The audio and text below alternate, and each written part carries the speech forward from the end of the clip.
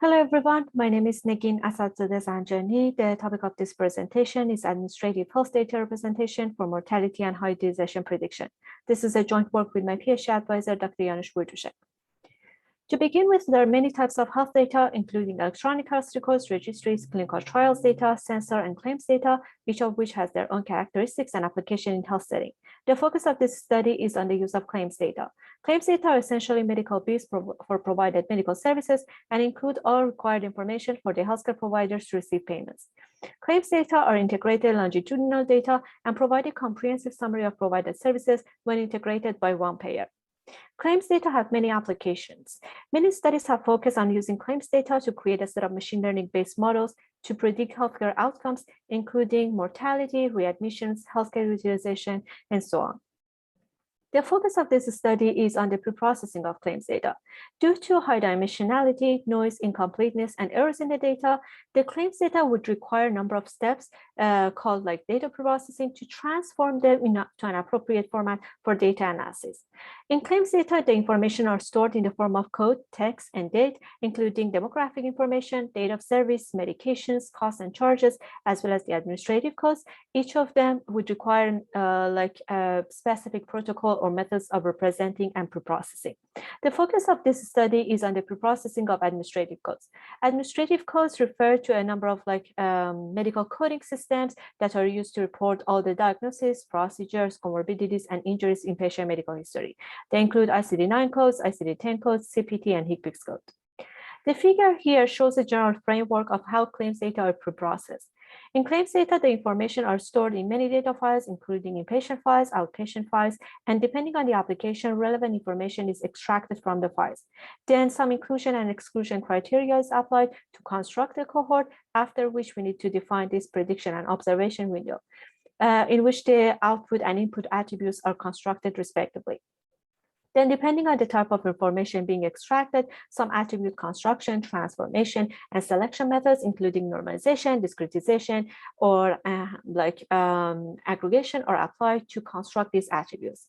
Then the data is aggregated, is integrated until we have this final analytic file in the form of matrix, with row corresponds to the instances and columns correspond to the attributes. As we said, each of these information in claims data follow a specific data preprocessing and representation methods. In representing the administrative codes, the most common used method in the literature is binary representation, in which some binary indicators, including 1 and 0, are used in order to represent the present or non-present health administrative codes. Over the past few years, there has been some efforts to incorporate temporal information to the representation of these codes. However, it is applied in very limited settings, or it may be applicable to that specific problem. We also figured that little systematic work is done in understanding how these codes should be represented before model construction.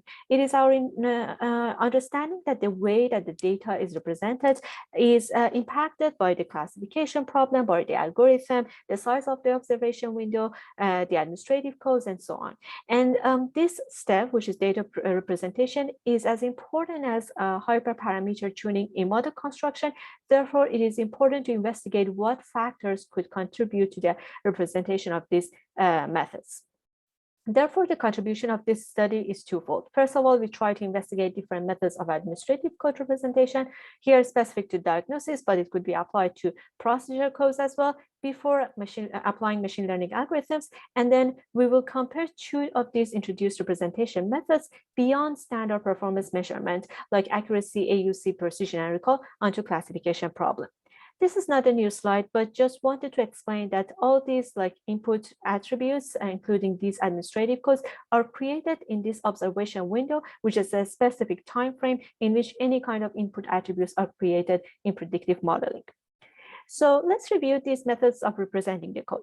As we said, the first and most used method is binary representation, and the method is represented in the figure in here. So depending on the application and the size of the observation window, the diagnosis codes are extracted from the data. Then for each of the code, the binarization is applied, in which 1 and 0 indicators are used for each of the code to represent presence and non-presence of each code. Then the data is aggregated to collapse multiple measurements into one, resulting in the final analytic file. The second method is called binary representation with multiple time beams. In this method, instead of using like the observation window is divided into multiple time beams, and within each beam, the binarization is applied. Then we have these tiny tables in which they are aggregated together until we have this final analytic part. The advantage of this method is that it could like incorporate temporal information to the models and could potentially increase the performance of the models, but there is still the risk of information loss with this method. The third method is called enumeration representation. In this method, instead of using binary indicators, the present or non-present codes could be replaced by the number of times they happen in patient medical history. This method could clearly capture more information than simple binary representation, but we may still do not know when an event happened in patient medical history. The fourth method is called temporal min-max representation. The method works by understanding when an diagnosis or procedure code happened in patient history. In this method, each code is represented by calculating the number of days from the first occurrence of the event to the time of prediction, which is called code max, as well as last occurrence of the event to the time of prediction, which is called code min. Therefore, from each code, 2 copies are created. And then what to do for these non-present codes? It is since the codes are replaced with the value of as an average number of as the number of days, it is incorrect to replace them with the value of 0. Therefore, it is suggested to use like large positive and negative values such as 99999, or in short 69 or 59 or 49 to represent these codes.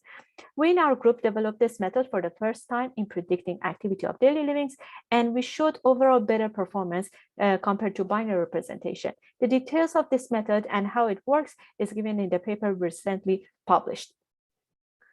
This is the final method of representing the code. Sometimes 2 or more of these representation methods are used in combined as separate input attributes. For instance, a number of like administrative codes could be represented by the number of claims in the data.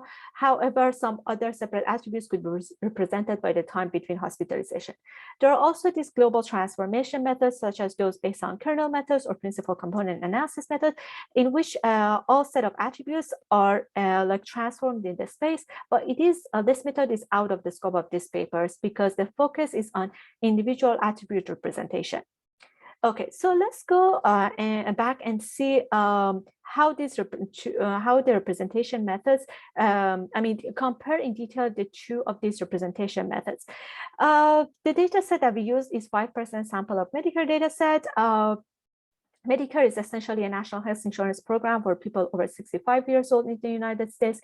And then we extracted patient records between 1995 and 2013. Because of the way that the data was extracted, we only had male patients. The population were at least 70 years old and alive by January 1st, 2013. The first model predicts 1-year mortality, and the second model predicts 1-year high utilization of medical services. As for the outcome for model 1, a binary attribute was created indicating if the patient died or not in the following year. And for model 2, high utilizers of medical services were defined if the number of claims were above the 90th percentile in the following year. As for independent attributes, all these ICD-9 codes were transformed into 282 categories of clinical classification software codes, or CCS code. We also included demographic factors, including age and race, into our models. 2 of these representation methods for the comparison are called temporal min-max representation and the standard binary representation methods. Different classification algorithm, including random forest, gradient boost, logistic regression, and decision tree were applied. We split the data into 90% training set, 10% test set, and 10 for cross validation was used to validate the results. This table shows the characteristic of the study population. It shows that the size of the cohort is more than 83,000 patients, out of which 7% died in the following year and 10% were high utilizers of medical services.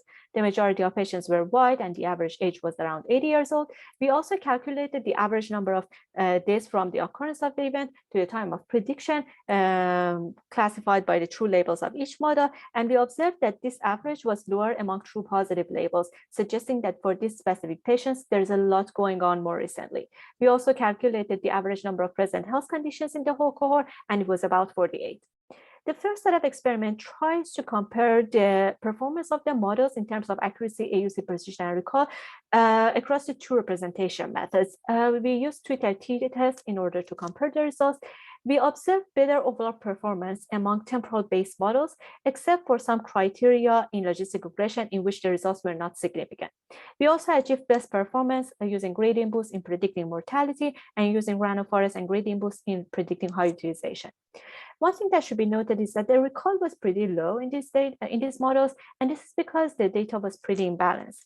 But since the focus of this presentation is to systematically investigate these two representation methods and not to create the best model with the best performance, it shouldn't be an issue in here.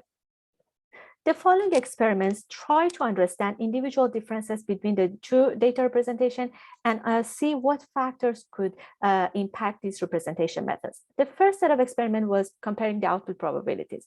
For this purpose, the average output probability was compared from instances that are either correctly classified by temporal versus binary representation.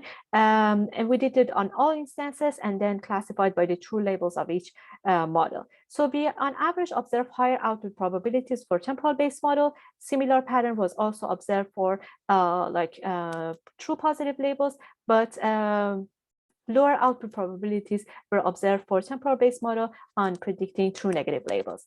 These results suggest, first of all, better performance in temporal-based models, and then more importantly, more capture of positive classes in temporal min-max representation method compared to the binary ones. We visualize these results in terms of scatter plots. I'm not going to go into the details of them, but in summary, we observed a strong agreement between the true representation methods on negative cases and weak agreement on positive cases. And since there is a shift to the lower left part of the scatter plots, it seems that we could better capture positive label compared to negative labels. So this experiment tries to compare the number of present health conditions between the two representation methods. We observe, depending on the outcome, algorithm, and the true class, the number of present health condition varies significantly. For instance, for this case, using random forest, the number of present health condition was significantly larger for binary representation, while the opposite pattern was observed for gradient boost. The results were more consistent for predicting high utilization. But since the larger number of present codes could suggest being sicker, we could conclude that in predicting high utilization, patients who are sicker are better predicted by binary representation, while in predicting no high utilization, these patients are better off with temporal representation. Next experiment tries to compare the number of days between the occurrence of the event to the time of prediction across the two representation methods. We observed in general smaller average number of days for temporal representation among true positive cases and larger among true negative cases. This suggests that temporal representation tends to correctly classify positive cases who had health issues for a shorter period of time, while it tends to correctly predict true negative cases who were sick longer.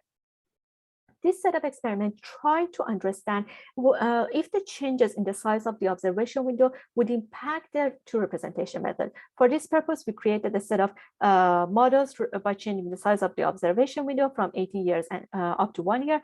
And we reported the results in terms of the AUC, with red indicating the temporal models and black indicating the binary ones.